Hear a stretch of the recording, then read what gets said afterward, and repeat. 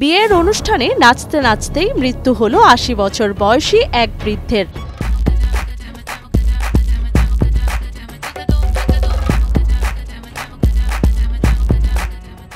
সন্ধ্যায় বিয়েবাড়ির আনন্দ উৎসবে অন্যান্যদের সঙ্গে নাচের মাঝখানে হঠাৎই মাথা ঘুরে মাটিতে লুটিয়ে পড়েন বৃদ্ধ রবিকান্ত। খাওয়া দাওয়ার পরে কত ফুর্তিবাজ লোক ছিল, ওই নাচন দেশে যেই নাচন দেশে এই পড়িয়ে যাইয়া সাথে সাথে পরাণ গেছে।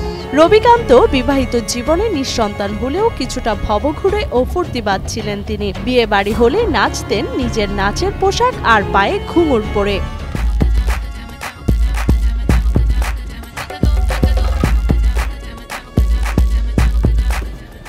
গত শনিবার শ্যালকের ছেলের বিয়েতে যোগ দিতে ঝালকাঠির নলছিটি উপজেলার বাহাদুরপুর তালতলায় যান রবি। সেখানে গিয়ে যুবকদের সঙ্গে একটি গানের তালে তালে নাচতে থাকেন তিনি। এরপর হঠাৎ করে মাটিতে লুটিয়ে পড়েন তিনি।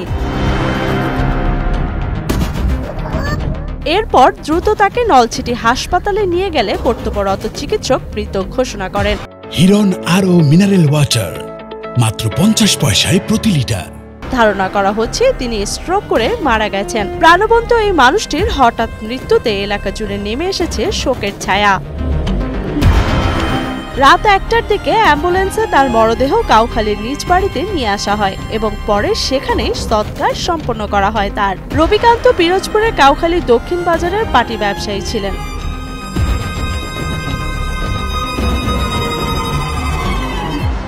রবিকান্ত পরিচিতদের কাছে কিছুটা ভবঘুরে হলেও আনন্দপ্রিয় ও প্রাণবন্ত মানুষ হিসেবে পরিচিত ছিলেন তিনি। তার হঠাৎ মৃত্যুতে পরিবার, স্বজন ও এলাকায় নেমে এসেছে গভীর শোকের ছায়া।